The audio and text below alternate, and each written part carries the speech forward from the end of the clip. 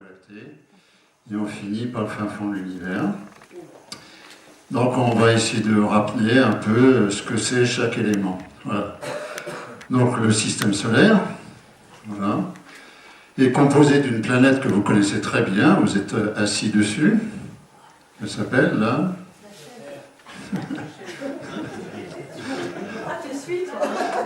La Terre. Voilà.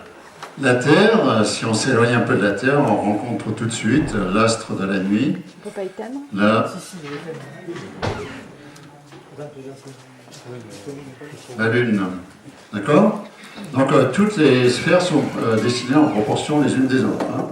La Terre, 13 000 km, la Lune, 3 500 km de diamètre. Hein.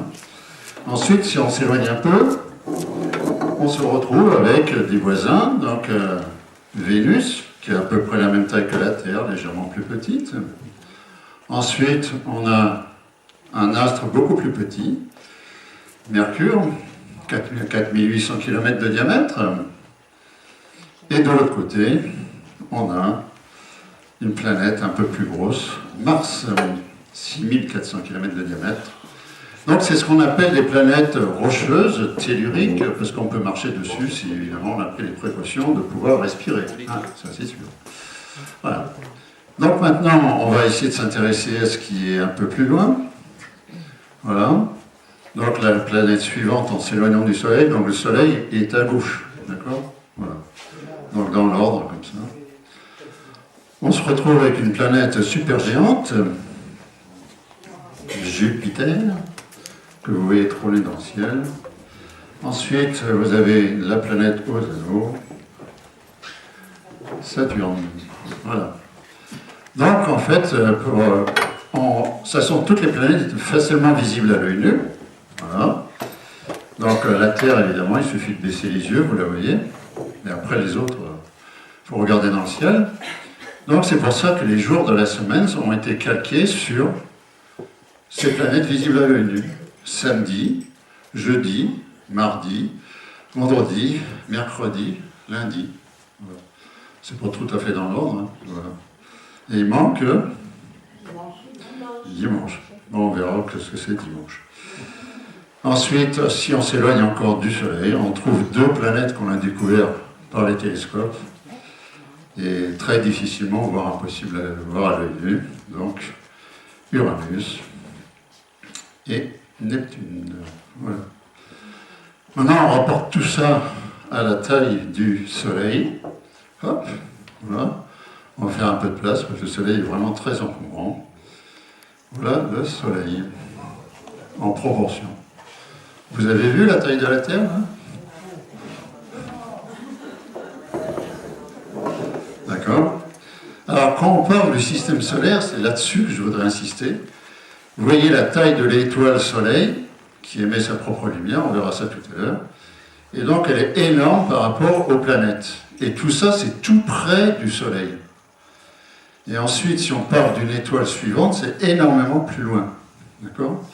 Si je fais une échelle à 1 milliardième, par exemple, le Soleil, je fais une boule de 1,39 m de diamètre. L'étoile la plus proche est à 40 000 km. D'accord ? L'étoile la plus proche dans l'univers, à côté du Soleil, est à 40 000 km si on fait une échelle à 1 milliardième. Donc on parle d'un système solaire, donc pour le Soleil, mais un système planétaire. C'est vraiment tout ce qui est tout près de l'étoile.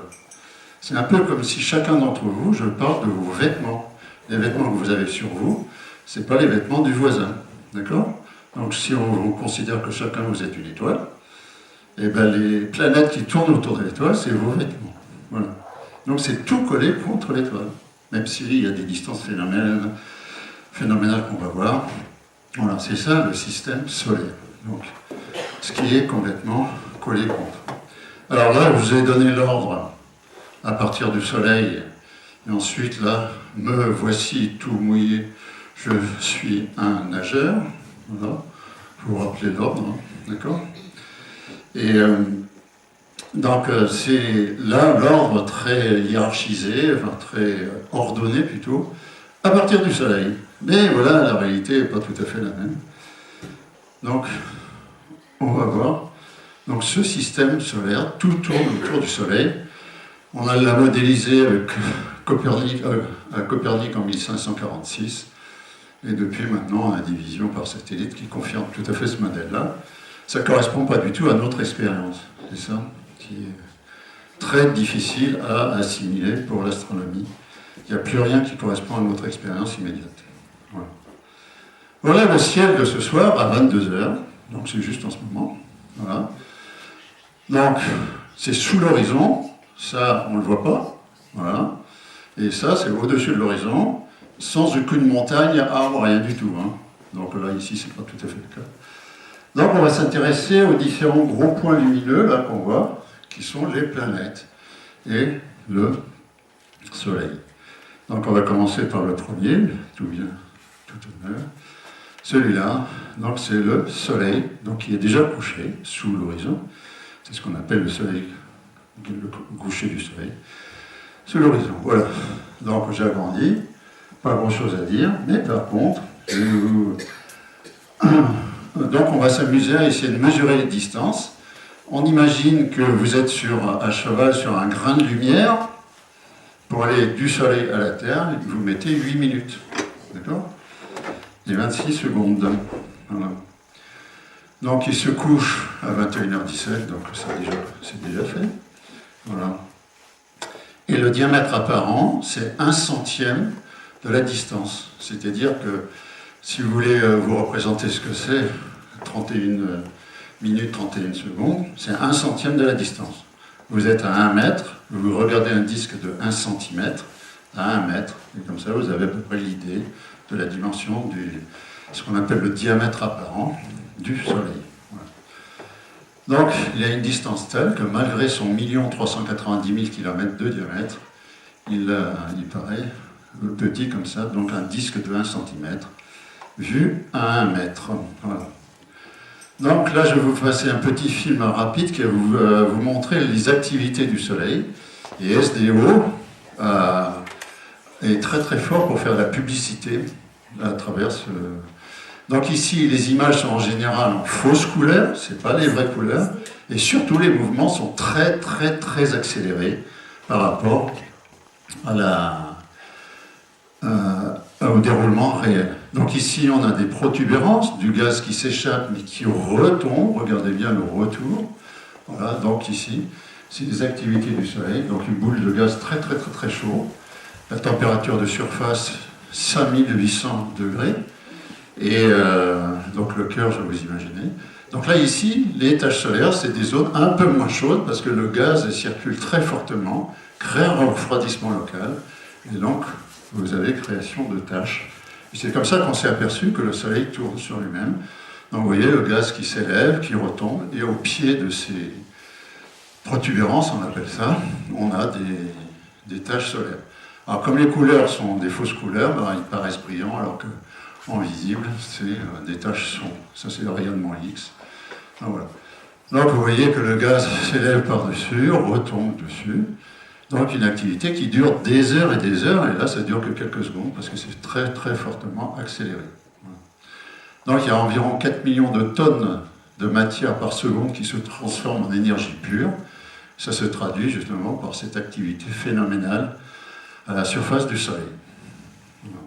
Donc vous voyez, c'est toujours des gaz qui s'élèvent et qui retombent sur la surface. Donc c'est du gaz. Alors si on pouvait marcher sur la surface, ben, on plongerait dans la surface. C'est pas une surface solide du tout.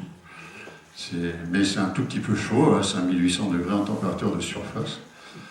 Donc voilà, c'est un tout petit peu chaud. Donc voilà, vous voyez le gaz qui s'élève, qui retombe. Voilà. Donc c'est ce qu'on appelle des protubérances. Et c'est complètement différent des éruptions solaires où là le gaz s'échappe du Soleil et s'en va dans l'espace. Et ces éruptions-là sont très très rares. La plupart du temps, on n'a affaire qu'à des protubérances de cette façon-là. Voilà. Donc si ça vous intéresse, vous allez site NASA, SDO, et vous avez... là, moi, je vous ai présenté la version 2, mais là maintenant je crois qu'ils sont à la version 5, si ce n'est pas la version 6. vous montrer l'activité du Soleil. Maintenant, on va s'intéresser au point lumineux suivant, celui-là. Donc, c'est notre proche voisine, c'est l'objet le plus proche astronomique, l'astre le plus proche que l'on connaisse. Voilà. Donc, c'est la Lune. La Lune qui a été nouvelle il y a 19 heures. Alors, il y a 19 heures, on était complètement, on voyait que l'ombre de la Lune. Il y a même eu une éclipse partielle visible dans le Pacifique. Voilà. Et donc là, ici, c'est une Lune de 19 heures, c'est-à-dire que ça fait un très fin croissant. Voilà. Donc, autant dire qu'on n'y voit rien. Le but du jeu, c'est simplement de voir le petit croissant juste après le coucher du Soleil. Mais là, on est dans des très mauvaises conditions. Parce que, en fait, la Lune est très couchée par rapport au printemps, par exemple. Le petit croissant de Lune qui commence à émerger est à la verticale du coucher du Soleil. C'est beaucoup plus facile à voir. N'empêche que la Lune est vraiment intéressante que d'ici quelques jours. Donc la Lune, la lumière, elle ne met qu'une seconde 2 pour venir de la Lune. D'accord? Donc elle se couche, elle est déjà couchée. Elle se couche à 21h41. Et, par hasard, la Lune étant 400 fois plus petite que le Soleil, elle a le même diamètre que le Soleil, mais parce qu'elle est 400 fois plus proche. Voilà, toujours un cercle de 1 cm vu à 1 mètre, à peu de choses près. D'accord? Donc évidemment, la Lune vraiment intéressante, c'est celle-là. Au premier quartier de Lune, là ici dans une semaine, ce sera le premier quartier de Lune. Donc ici, vous voyez le relief. À la limite de l'ombre et de la lumière, on voit très bien le relief de la Lune. La Lune n'a pas de couleur. Le seul moyen de voir s'intéresser à la Lune, c'est de voir l'ombre portée sur les cratères. Donc ici, vous voyez que vous voyez plus de détails de ce côté-là où c'est éclairé en plein. Et quand c'est en lumière rasante, ici, vous voyez un tas de détails. Des cratères, des pitons centraux, des mers. Voilà. Il y a de quoi se régaler sur la Lune. Viscardi, par exemple, a fait tout un atlas avec un simple télescope de 300 mm, les télescopes que vous verrez tout à l'heure. Il a fait tout un atlas à partir de là. Alors, on va s'intéresser au point suivant que vous voyez au-dessus, celui-là. Eh ben, c'est la planète Mercure. Alors, toujours très proche du Soleil, toujours difficile à voir, mais vous voyez qu'elle est en quartier, exactement comme la Lune que je viens de vous montrer. Donc, mais elle est très difficile à voir. Et donc, là, elle est un peu plus proche que le Soleil en ce moment. Elle va se coucher dans une demi-heure, mais comme il y a des montagnes et autres, c'est pas la peine d'essayer de la voir. Et là, j'ai commencé à mettre, en fait, j'ai fait un petit classement à la façon des Grecs anciens. Donc, à première grandeur, comme Vénus, que vous avez vu en rentrant. Et après, on s'amuse à faire des échelons comme ça. Et le Mercure serait de 5e grandeur en suivant cette échelle-là. Alors pour les savants, ça veut dire une magnitude de 0,81. Et voilà, c'est une 5e grandeur, donc relativement facile à voir. Mais là, Mercure est très très bas sur l'horizon. Alors, ensuite, toujours le diamètre. Est-ce que ça vous dit quelque chose ou pas? Alors je me suis amusé en fait à transformer ce diamètre-là en grossissement dans un télescope pour qu'il ait l'apparence de la Lune, du Soleil, en taille du Soleil. Il faudrait grossir 220 fois l'image pour arriver à avoir la taille apparente. Donc vous voyez que c'est vraiment très petit. Donc Mercure, un caillou sans atmosphère, très chauffé d'un côté, 450 degrés, moins 150 de l'autre. Enfin bon, c'est un peu inhabitable. Donc, le point suivant, vous l'avez vu tous, ou à peu près en rentrant dans la salle, donc la planète Vénus. Voilà. Donc, elle est en forme de ce qu'on appelle un quartier un peu gonflé, un quartier joufflu, donc bossu, ça s'appelle une gibbeuse. Voilà. Une forme de gibbeuse. Donc, un quartier joufflu, gonflé. Donc, à peu près le même temps que la distance au Soleil. Hein. Voilà. Donc, le coucher, ben, ça va être dans un peu de temps. Donc là, je pense qu'on aura tous le temps de le voir si je ne passe pas la nuit à faire la conférence. Et par contre, c'est un astre extrêmement brillant. Donc la première grandeur, ça veut dire que si c'est, évidemment, si c'est trop près du Soleil, vous êtes ébloui par le Soleil. Mais si vous êtes assez éloigné du Soleil, même à l'œil nu, en plein jour, les premières grandeurs, vous pouvez les voir à l'œil nu. Donc si vous savez exactement où regarder, évidemment, ça ne saute pas aux yeux. Et si vous savez où regarder, vous pouvez parfaitement voir Vénus en plein jour, à côté du Soleil, surtout avec le ciel dégagé qu'on a en ce moment. Pareil, le diamètre indicatif pour les spécialistes, et il faudra dire beaucoup moins de fois, 100 fois seulement, pour avoir à peu près le diamètre apparent de Vénus sous le diamètre de la Lune. Voilà. Alors maintenant, on va aller un peu plus au sud. Donc ici, on était vers l'ouest. Vous voyez encore Mercure et Vénus. Voilà.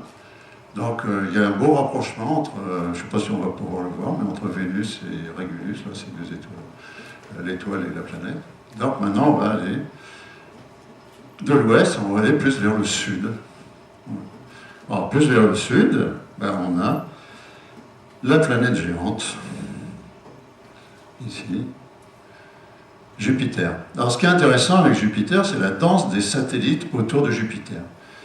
Il y a 63 à peu près satellites naturels autour de Jupiter, et il y en a 4 qui sont connus depuis 1609. Vous voyez, ça fait 400 ans qu'on les connaît, un peu plus de 400 ans. Et donc, c'est ce système de satellites qui se baladent autour de la planète a prouvé à Galilée que l'hypothèse de Copernic avec le Soleil au milieu et les planètes autour était le bon. Voilà. Alors, ce qui est intéressant maintenant, c'est qu'on les a baptisés justement assez rapidement vers 1615.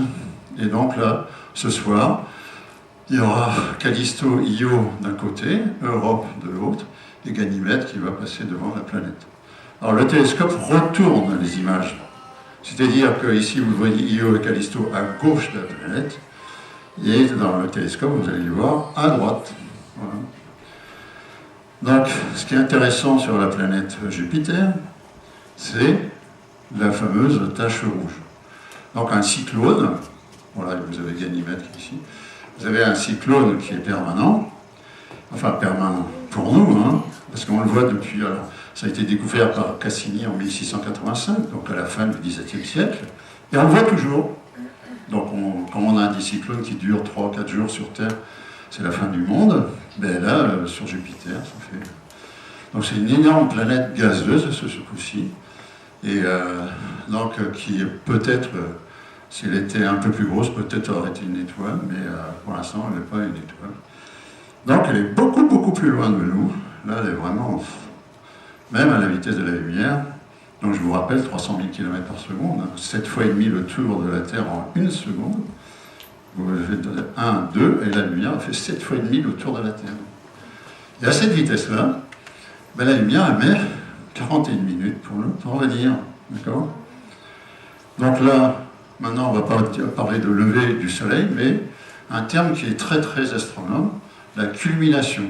Vous voyez, quand les astres se lèvent à l'est, vont au plus haut, c'est ce qu'on appelle la culmination, et après redescendent à l'ouest.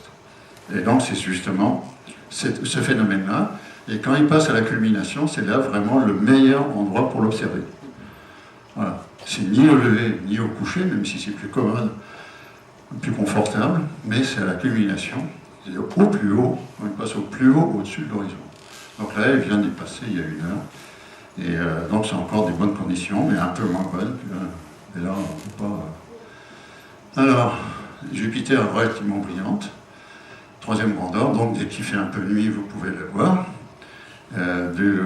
Pas tout à fait au coucher du soleil, mais un peu après le coucher du soleil. Vous commencez déjà à la voir. Voilà.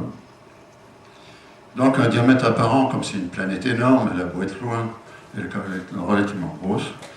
Et là, vous allez voir qu'effectivement, un grossissement de 45 fois suffit à lui donner l'apparence du diamètre de la Lune. Donc. Ensuite, bien plus tard, on va se décaler, on a toujours Jupiter là, hein, Jupiter qui est là. Donc là, on se décale vers le sud-est et l'est. Voilà. Donc on va s'intéresser à cette planète-là, qui est là. La planète aux anneaux, Chronos.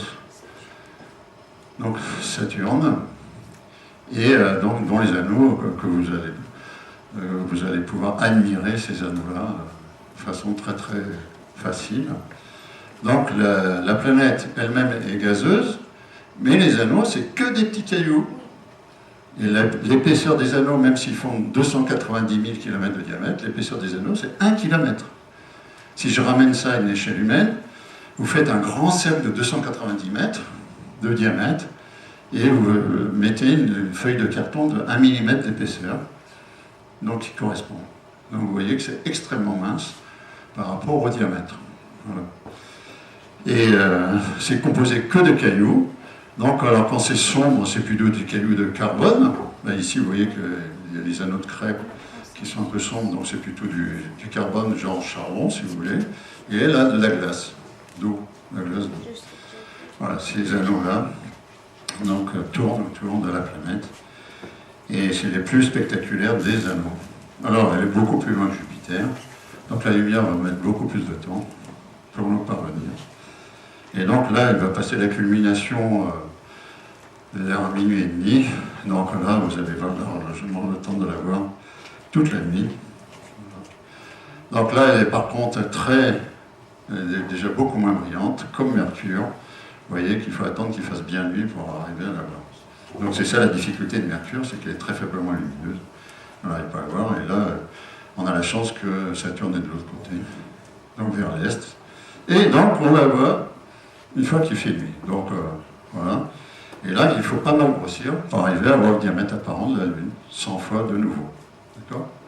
Voilà. Et ensuite, la dernière planète visible à l'œil nu, qu'on n'a pas encore citée, c'est celle-là. Donc, et c'est la planète Mars. Alors là, Mars est au plus proche, va être au plus proche le 27 juillet. Donc il vient, là, le 27 juillet qui vient. Et donc la lumière, elle ne met que 3 minutes et 24 secondes.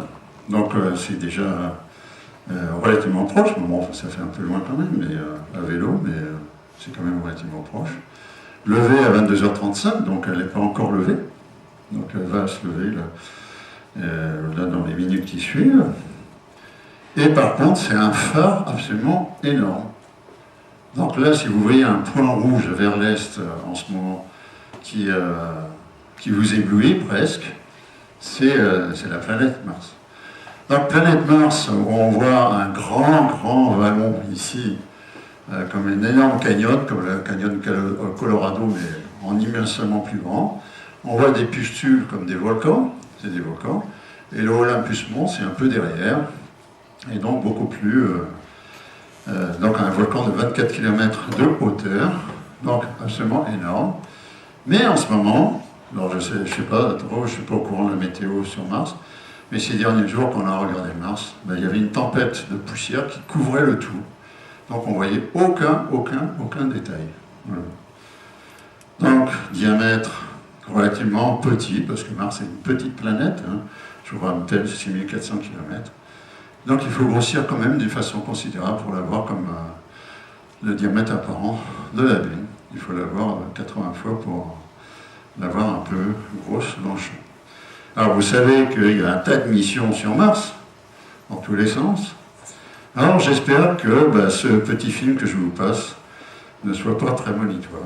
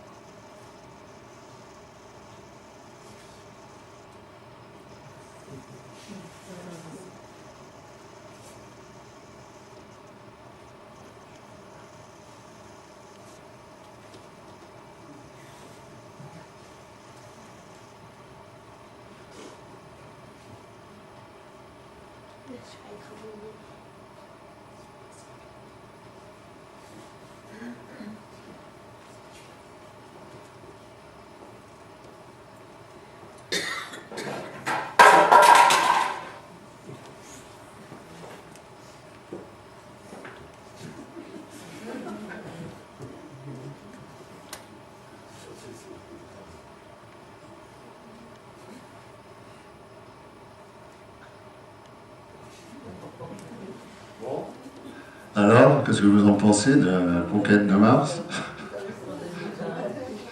Voilà, et ben, on n'est plus très loin de cet état-là, malheureusement. Mais bon. Voilà. Donc on va s'intéresser à deux autres planètes qui vont se lever un peu plus tard. Donc la planète Neptune, ici. Donc là qu'on ne voit qu'avec un télescope, parce que la lumière, elle met vraiment très très longtemps pour nous parvenir. D'accord?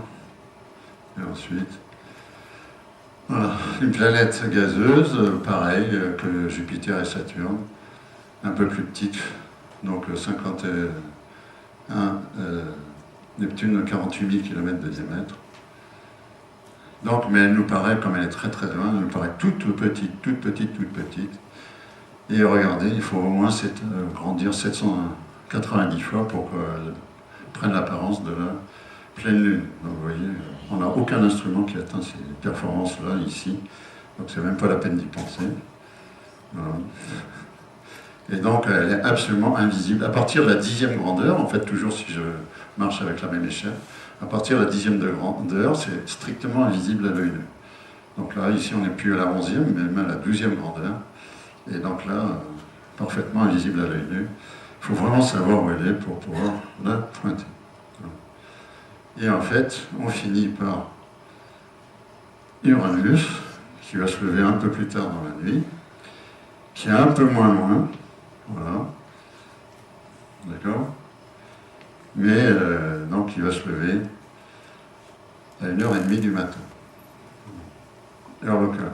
Donc là, elle est juste, elle peut être là, ici en ce moment, elle est un peu loin, mais à des moments, elle passe à la 10e grandeur, et on peut la voir juste à l'œil nu. Je l'ai déjà vue 2 fois, mais au Chiron. Et j'ai vu 2 fois à l'œil nu, en sachant vraiment où regarder. Mais pas en ce moment, c'est pas possible, mais quand on est un peu plus proche, donc on peut la voir. Voilà. Elle reste petite quand même, pas tout à fait aussi petite comme Neptune. Et là, il faut grossir un peu moins, mais de toute façon en dehors de portée des instruments que nous avons ici. D'accord ? Voilà.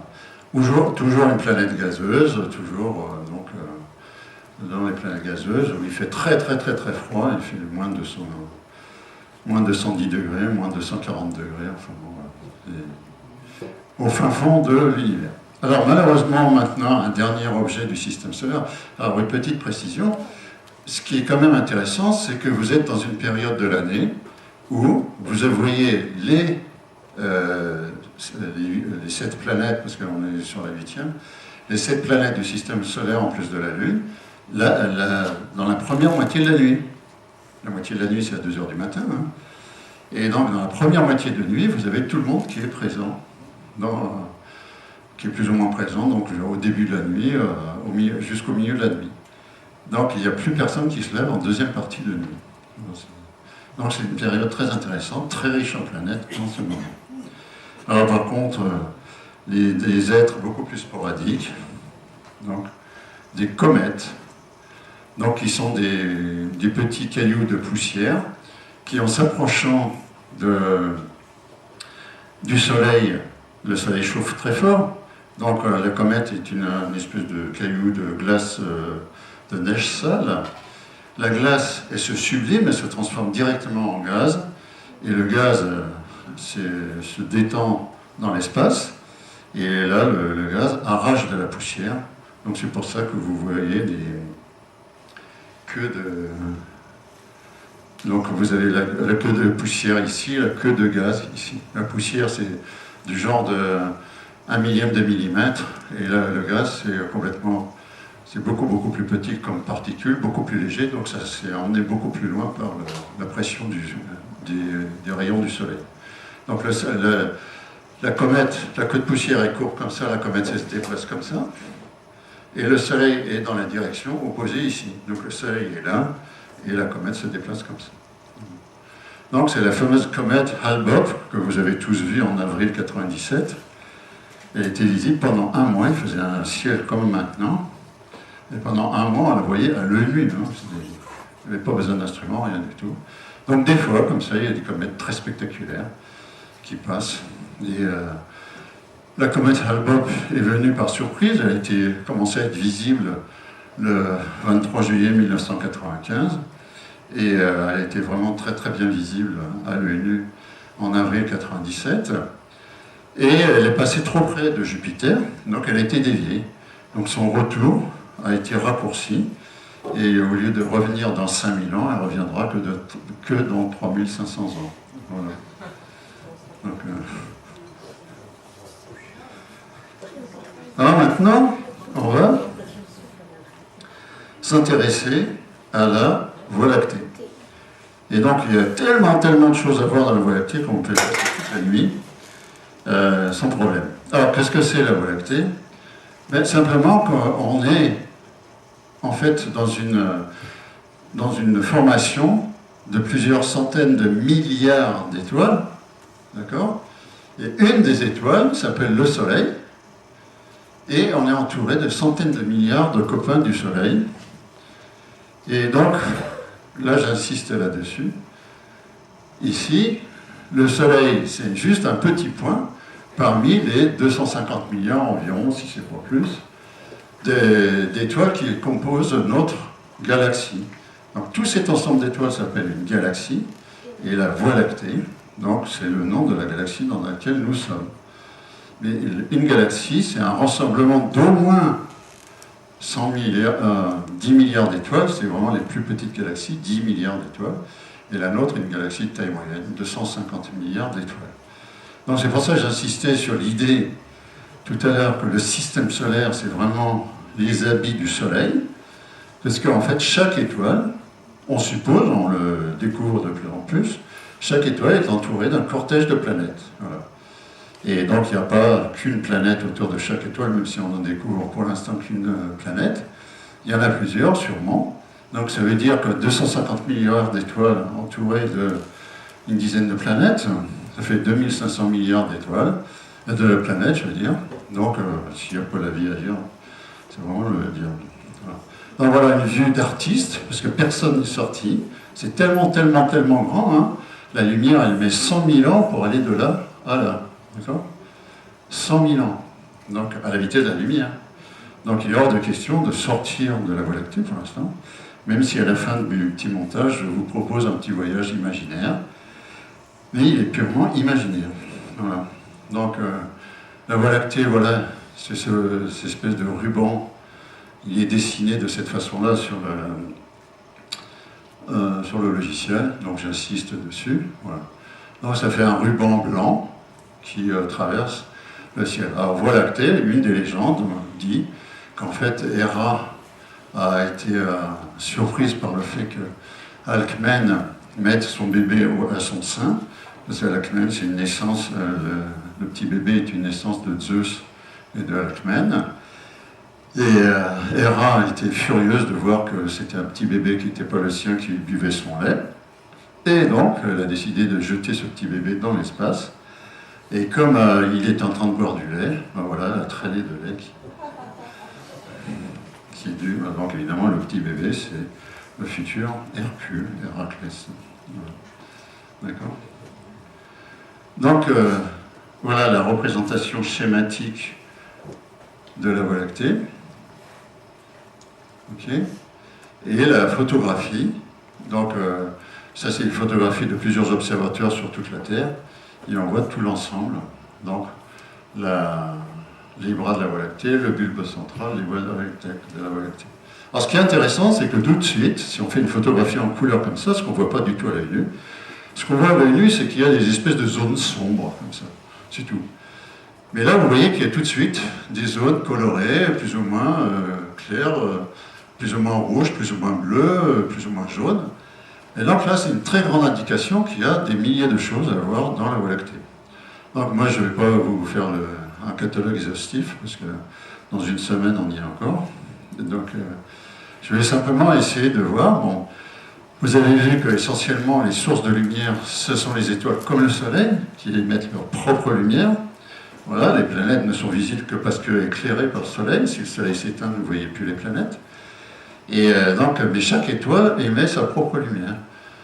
Mais l'étoile se forme, démarre, donc on appelle ça une naissance d'étoile. Donc, et on va un peu détailler ça. Ensuite, l'étoile, elle vit, et ensuite, elle meurt. Donc, on va suivre un peu ça en voyageant dans la Voie lactée. Voilà. Donc, ici, j'ai enlevé les étoiles, et je n'ai mis que les choses qui ne sont pas des étoiles. Voilà. Vous voyez qu'il y a encore, ça a l'air d'être aussi plein que, que quand il y avait des étoiles. Donc, tous les petits points rouges, c'est d'autres galaxies, etc., etc. Il y a toujours un code de couleur qui vous permet d'identifier les objets observés. Donc, on va en sélectionner quelques-uns, évidemment. Ça va être beaucoup plus intéressant. Donc là, ici, quand vous regardez vers le sud, ici, vous avez la constellation du Scorpion. Voilà. La constellation du Sagittaire. Et dans cette zone-là, vous êtes vers le centre, le cœur de la Voie lactée. Et donc là, il y a énormément de choses à observer, qui sont extrêmement intéressantes. Donc on va essayer de voir ce qu'on peut observer au télescope et ce qu'on peut attendre de la photographie. Voilà. Donc si je pointe à cet endroit-là, donc j'ai la fameuse image du début, c'est ce que vous allez à peu près voir au télescope. D'accord ? Donc ça, c'est une nébuleuse où les étoiles naissent. Il y a ici des étoiles déjà formées, et là, des étoiles en train de se former. Voilà. Donc une étoile se forme comment? C'est qu'en fait, dès qu'il y a de la matière dans l'univers, il y a les forces d'attraction gravitationnelle, la force qui vous colle à la chaise. Donc les poussières s'attirent les unes les autres, font une petite boule qui attire encore plus fort les poussières autour, le gaz autour, qui fait une boule plus grosse, et ainsi de suite, et ainsi de suite. On a un phénomène de boule de neige. Et quand la pression et plus ça se comprime, plus la température augmente. Hein. Quand vous gonflez un pneu de vélo, votre pompe elle chauffe. Là, c'est la même chose. Au centre des grosses boules de gaz, la température devient tellement grande, la pression tellement forte, que ça déclenche des réactions de transformation de matière qu'on appelle la fusion nucléaire. Mais la matière se transforme en dégageant énormément d'énergie. Et donc, ici, en fait, une étoile, c'est une usine à transformer de la matière. Voilà. Et donc c'est ce qui se passe. Ça a déjà démarré ici, c'est en train de démarrer là. Voilà. Donc on voit toutes les étoiles qui se forment successivement. Donc ça, c'est ce que vous verrez à peu près avec beaucoup d'attention avec les gros télescopes d'ici. Mais par contre, la photographie, vous l'avez déjà vu, c'est la première photographie. Voilà, la photographie, ça donne ça. Ça veut dire en fait que l'œil a besoin de beaucoup de lumière pour pouvoir voir quelque chose. La photographie, il suffit d'attendre un peu, la lumière se cumule, se cumule, se cumule. L'œil, comme il voit des mouvements, n'arrive à voir qu'un dixième de seconde. Donc tout ce qui n'est pas accessible en moins d'un dixième de seconde, on ne peut pas le voir. Donc ça veut dire que l'aspect à l'œil nu, ben, c'est celui-là, voilà, à travers le télescope quand même, parce qu'à l'œil nu, on voit strictement rien. Donc il faut quand même un télescope pour arriver à cumuler suffisamment de lumière pour qu'on dépasse le seuil, pour que l'œil commence à y voir quelque chose. Et à partir de là, on n'arrive qu'à voir ça. Par contre, avec la photographie, on cumule la lumière au même endroit, et donc on arrive à voir ça. Alors, après, le télescope spatial, hein, qui n'est pas du tout ici, eh ben, on va s'appesantir sur ce petit détail-là. Donc, si on agrandit, enfin, si on remet l'image du télescope spatial à cet endroit-là, on a les fameux piliers de la création. Voilà. Donc là, c'est rigoureusement, strictement invisible à l'œil nu. Par contre, c'est ce qu'on peut imaginer. Et là, ici, vous voyez des étoiles qui sont en train de se former. Toutes les petites pustules, là, les petits verres comme ça, c'est des étoiles déjà formées et d'autres étoiles en train de se former ici. Voilà. Donc ici, on a une création continue d'étoiles en ce moment. Là, ça se passe en ce moment. Une dizaine d'étoiles par an qui sont en train de se créer à cet endroit-là. Donc si on regarde un peu à côté, eh ben, on arrive aussi à avoir le même système. Donc la nébuleuse Trifide, ce que vous voyez à peu près à travers un télescope, voilà. Et après, à la photographie, évidemment, on améliore l'image. Et si on se concentre sur un endroit bien précis, ce qu'on appelle l'escargot, et bien si on se concentre sur cet escargot, on prend l'image du télescope spatial, c'est ce qu'on arrive à voir. Et encore une fois, à chaque fois, vous avez ici des étoiles en formation, ici et là. Donc après, c'est amusant d'essayer de détailler cet endroit-là, ce que le télescope spatial fait très bien. Et donc on arrive à ce résultat. Voilà. Donc ici, on a l'étoile en formation et le nuage de poussière autour qui, on suppose maintenant, vu les observations actuelles, que ça va se transformer en un cortège de planètes.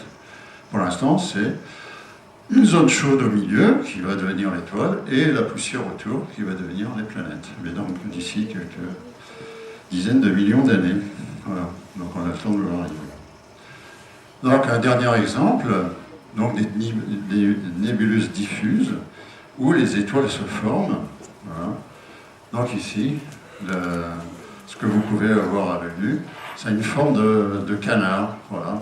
Il y en a qui disent que c'est la lettre oméga des Grecs, la nébuleuse du canard. Voilà. Alors pareil, à la photographie, alors par contre c'est une photographie noir et blanc, et à la photographie, ça donne ça. Vous avez un tas d'excroissance autour, qu'on ne voit que très difficilement au télescope. Voilà. Donc il y a une grosse différence entre la vision, ce que vous pouvez voir au télescope, et ce que vous avez comme document photographique. La photo cumule la lumière, l'œil ne voit qu'un dixième de seconde.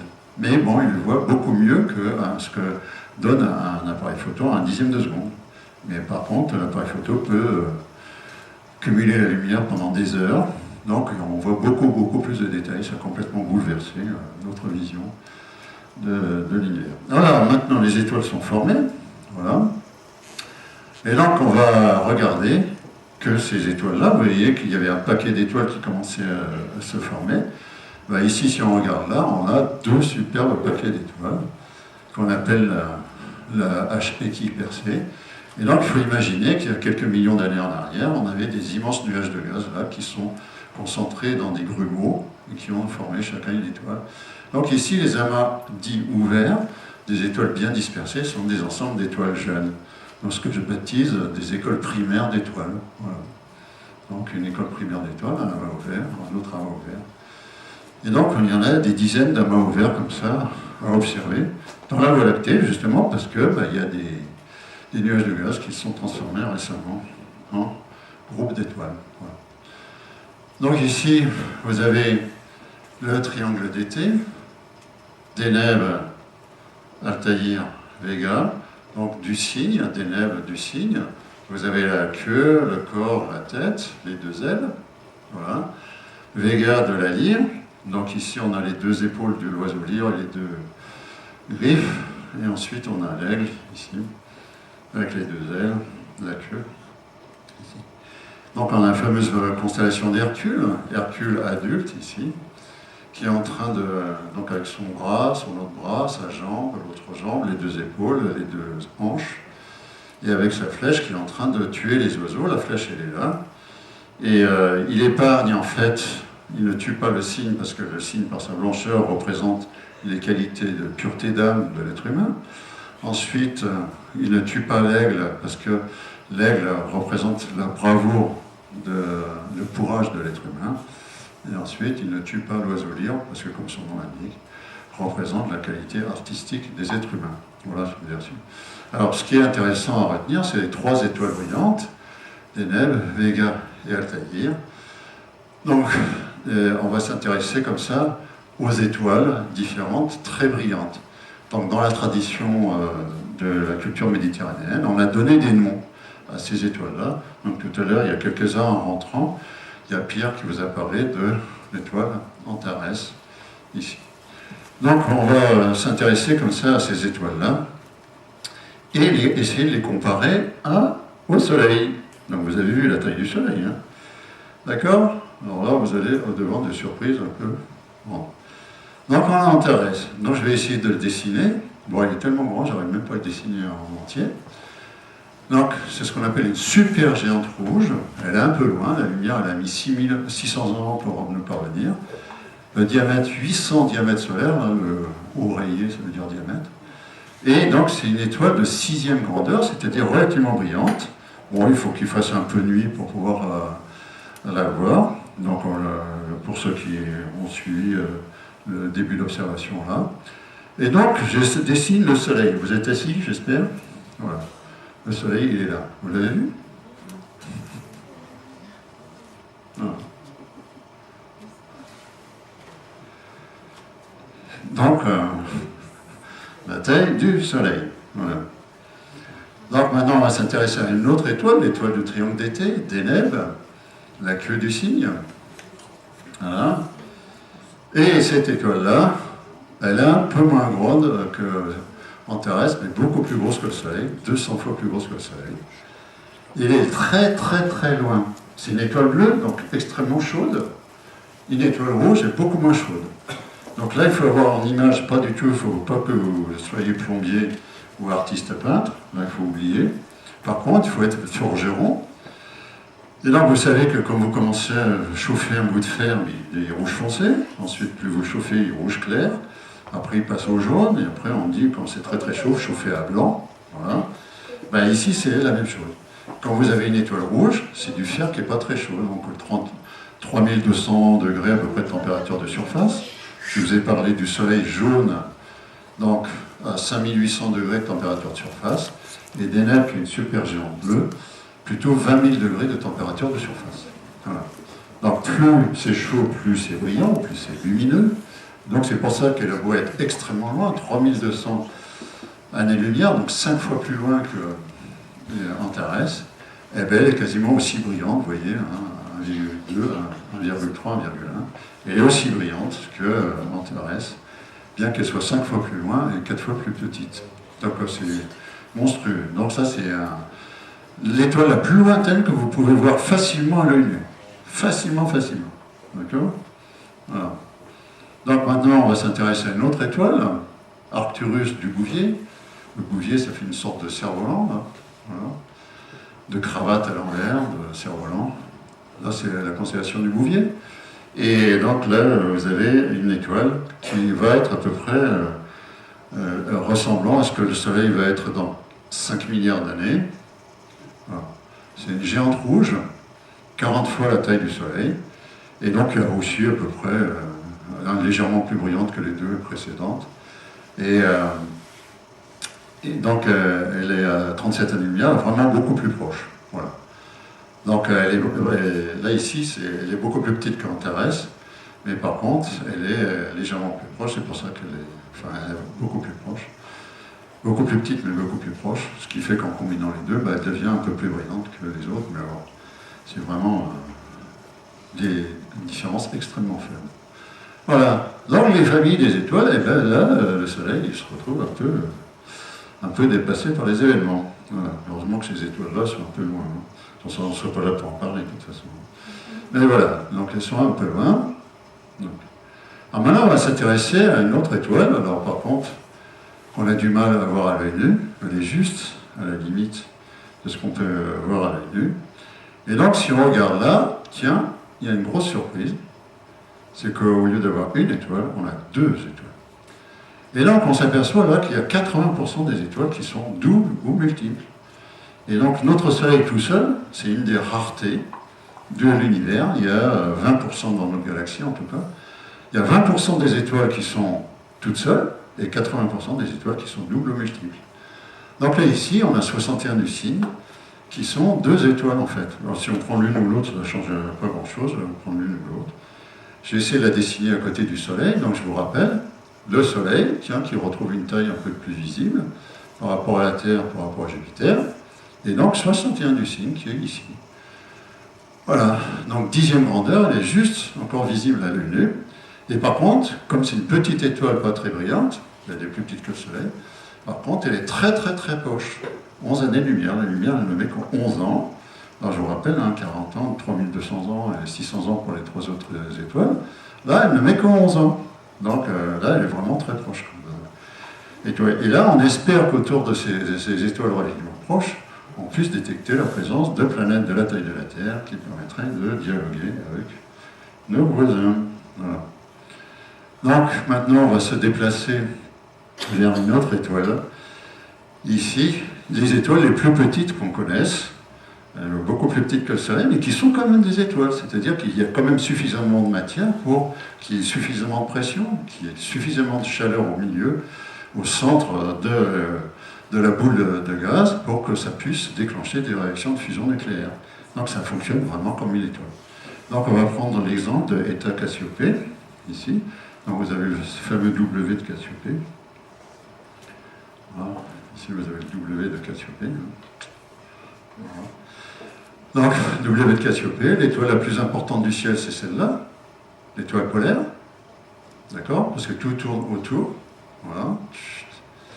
Et ici, la fameuse grande casserole qui permet de repérer l'étoile polaire à partir des deux étoiles ici. On prolonge et on arrive sur l'étoile polaire. Mais si la grande casserole est trop basse sur l'horizon, Cassiopée prend le relais, vous prenez le milieu du V ici, et vous montez, et vous arrivez à l'étoile polaire. Voilà.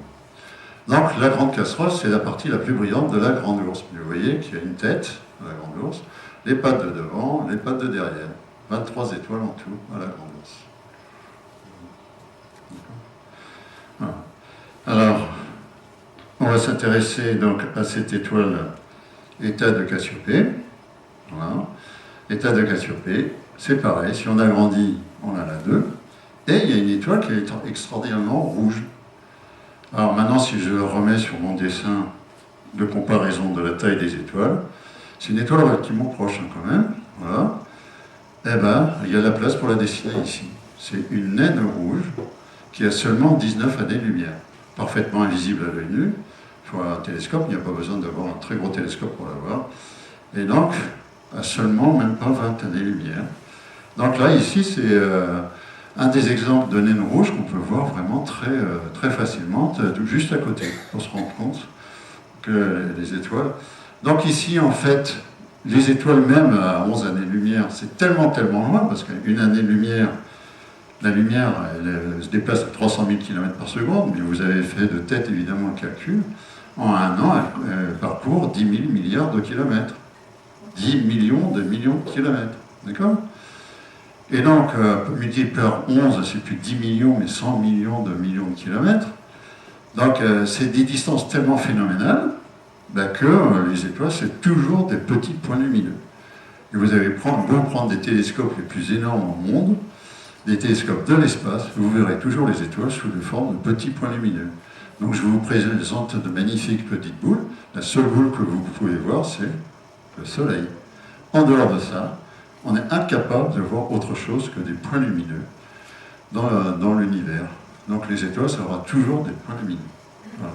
Donc il faut imaginer que vous avez à faire une petite boule avec Eta de Cassiopée, une boule un peu plus grosse avec 61 Lucie, une boule énorme avec un Antares ou des Nèbres, un peu moins énorme avec Arcturus, et ça c'est l'imagination pure. Donc là, ici, on rentre dans le domaine un peu imaginaire. Et on n'arrive pas à... Alors, une fois que les étoiles ont transformé leur matière, eh ben, il n'y a plus de... Voilà. Donc une autre étoile double spectaculaire, qui est très connue, à 400 années-lumière, Albireo. Et donc là, pour voir vraiment la différence de couleur entre deux étoiles, ben là, vous avez l'exemple, les deux côte à côté. Voilà, une belle bleue et une belle rouge. Donc très jolie à voir.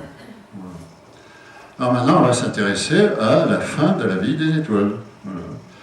Fin de la vie des étoiles, ici par exemple. Une étoile, quand elle a fini de vivre, elle expulse sa matière sous forme d'une grosse bulle, ce que vous voyez à l'œil nu et ce qu'on voit à la photographie. Voilà. Donc c'est toujours l'imagination. Et donc, l'étoile se divise en deux, le noyau qui se condense dans une matière, une espèce de supercristal, qu'on appelle une naine blanche. Il y a un matériau extrêmement dense, dégénéré, où il ne se passe plus rien du tout, mais comme c'était au centre du Soleil, c'est toujours très chaud. Donc pendant 40 000 ans, on va pouvoir le voir. Et la bulle de gaz qui grandit. Et la matière se disperse. Un autre exemple, à cet endroit-là, et donc Dumbbell. Ce que vous voyez à l'œil nu, ce qu'on voit à la photographie. Comment?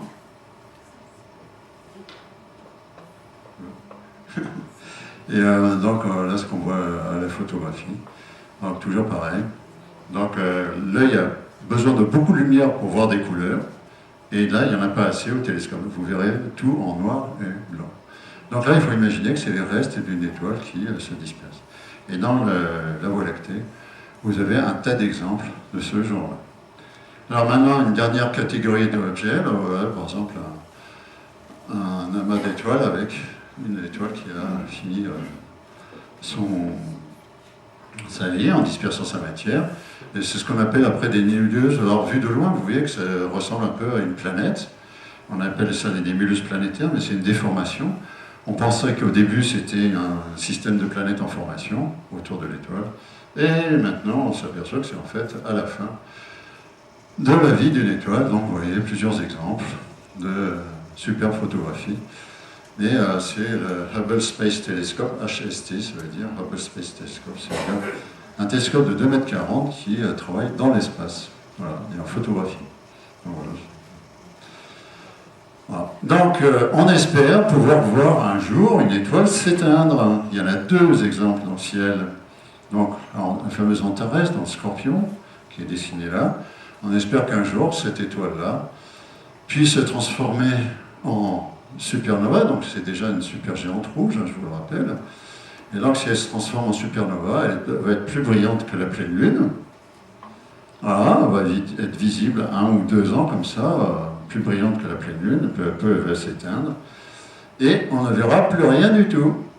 Voilà.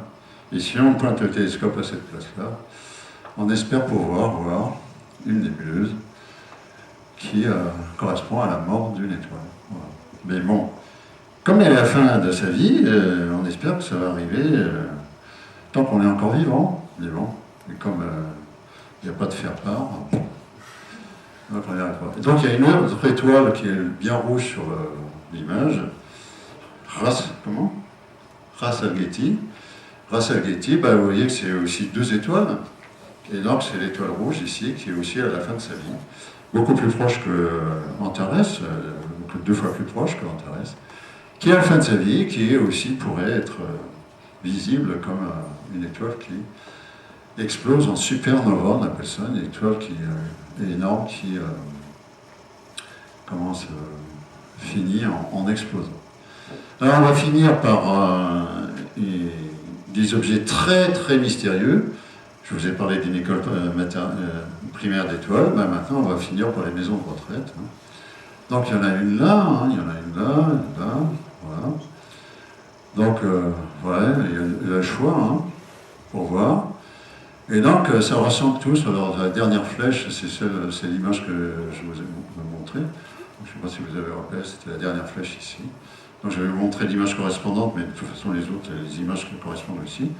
Donc une maison de retraite d'étoiles, c'est composé de 1 million d'étoiles environ, toutes très vieilles, comme son nom l'indique, la maison de retraite, très dense au milieu et beaucoup moins dense tout autour. Voilà. Et donc on va finir notre dernier voyage, mais très rapidement, sur les galaxies voisines. Donc je vous rappelle, la galaxie dans laquelle nous sommes, c'est la Voie lactée. Voilà. Et donc on a les nuages de Magellan, le grand et le petit nuage de Magellan, et la fameuse galaxie d'Andromède ici, qu'on va peut-être pouvoir voir si vous restez assez tard. Vu qu'il y a des collines, ça nous empêche un peu de les voir. Voilà. Donc voilà la galaxie d'Andromède ici. Voilà. Donc c'est à peu près ce que vous pouvez voir par nuit noire. Voilà. Ensuite, deux galaxies pour le prix d'une. Donc ici, 2 galaxies. Alors toujours pareil, le bulbe central et les bras ici.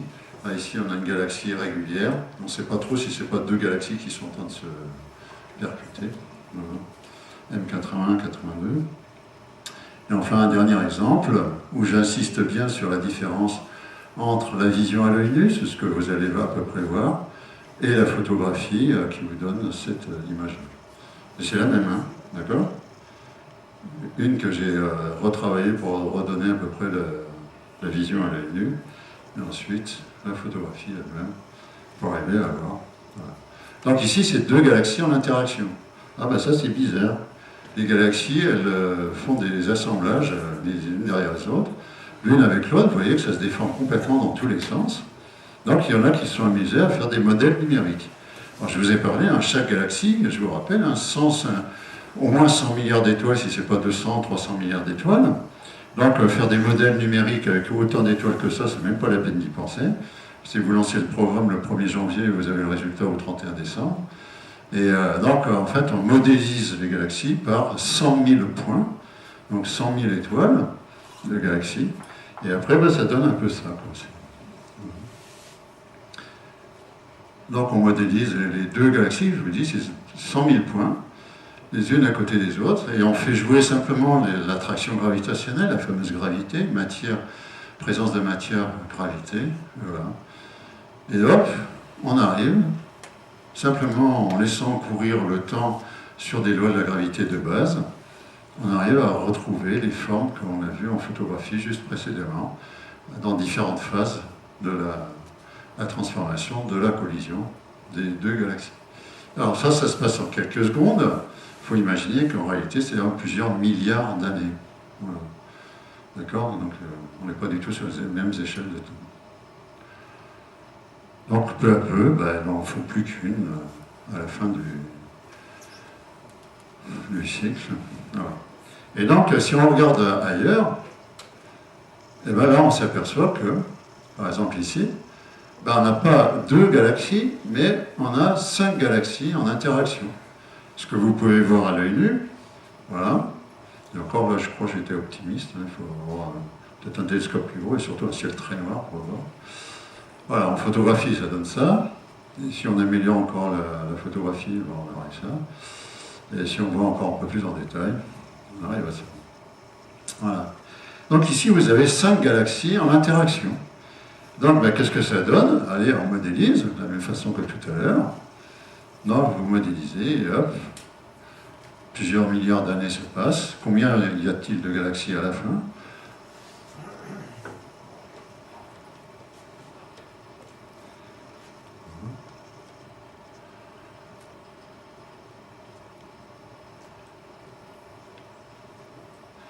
Donc, les galaxies, c'est un monde fascinant, mais très difficile à observer avec les petits instruments qu'on a. Voilà. Donc là, il n'y a plus que 3 galaxies.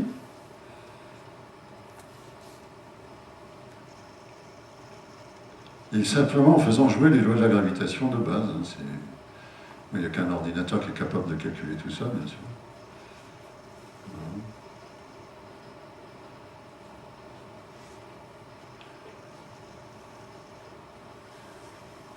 Et voilà, on arrive. Non, non, il y a encore 2 qui vont fusionner.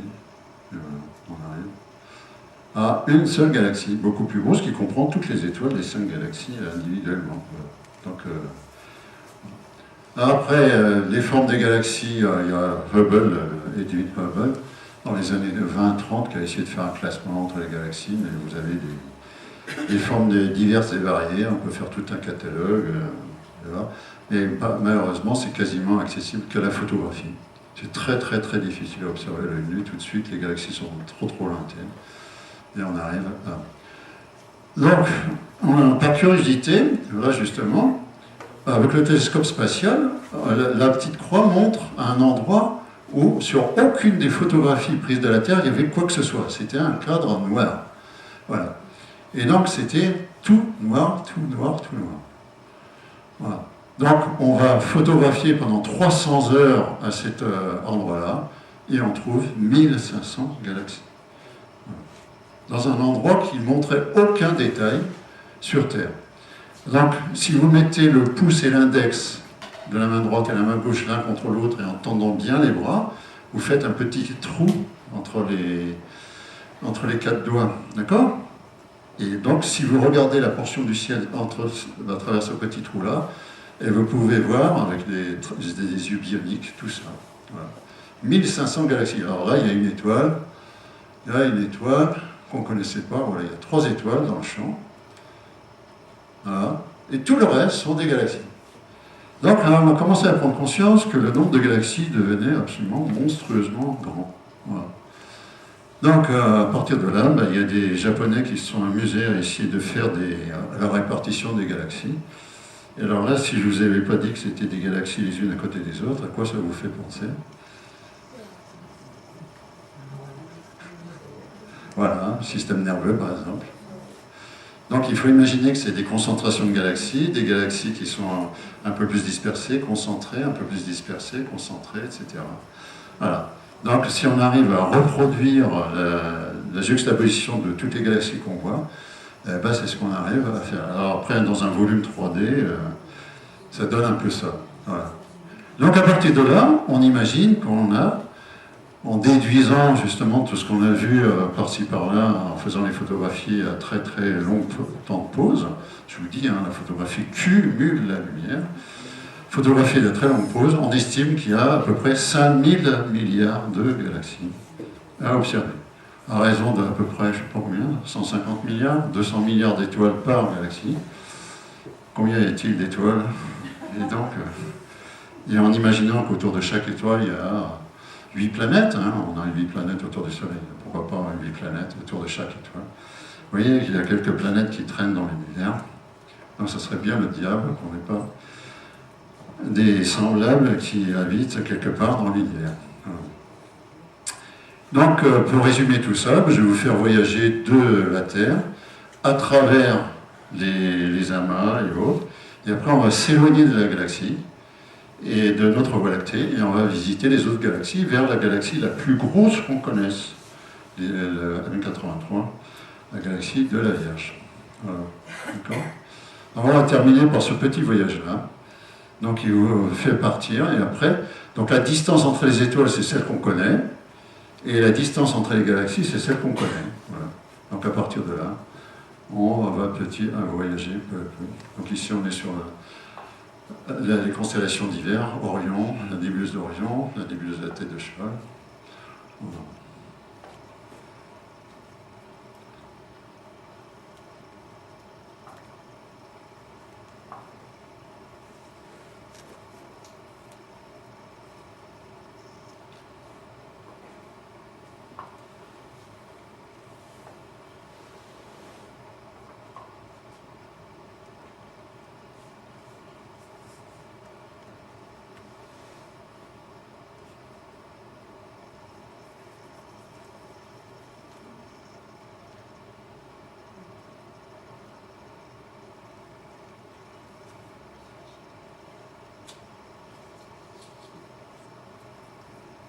Alors vous apercevez bien que la distance entre les étoiles est monstrueuse par rapport à la taille de l'étoile.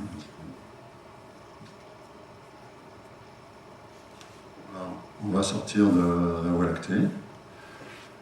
On va s'élever au-dessus du plan de la Voie lactée. On voit le bulbe au fond.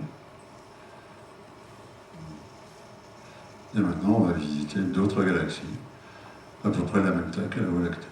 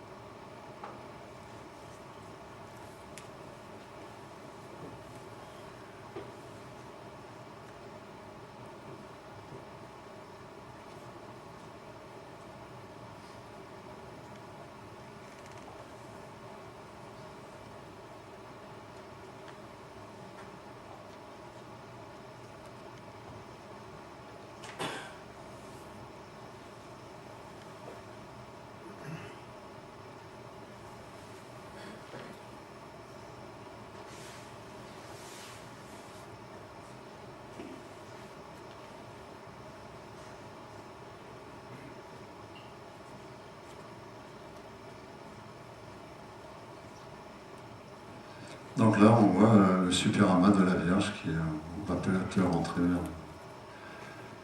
Vous voyez, donc, en regardant dans certaines directions, on a d'immenses rassemblements de galaxies. Voilà. Et là, la plus grosse galaxie qu'on connaisse, 1000 milliards d'étoiles. Voilà. Donc je vous remercie pour votre attention. Et maintenant, on va passer aux observations pratiques.